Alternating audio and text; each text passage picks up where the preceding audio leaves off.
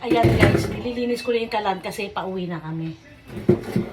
Wala naman ang nagluluto kasi nakapag-almusal na lang.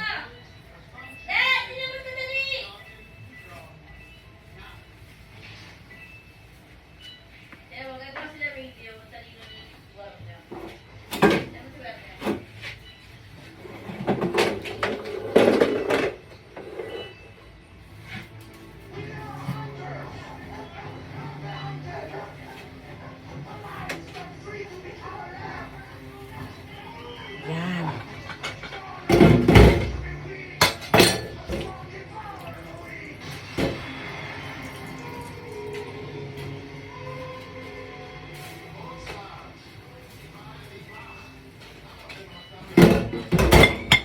Ayan, lahat nahugasan ko na. So ngayon, ang gagawin ko na lang, lahat na nahugasan ko, ilalagay ko na lang sa mga paglagyan. At saka nakatulog na rin yung mga yan. Nakadrip na silang lahat.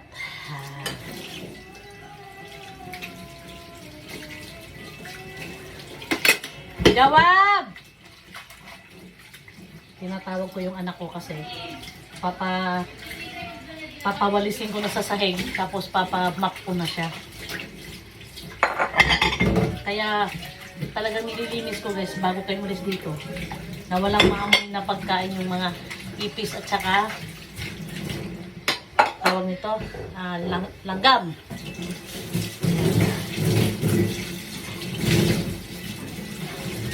Kasi sa awa ng Diyos wala kaming ipis dito. Yan.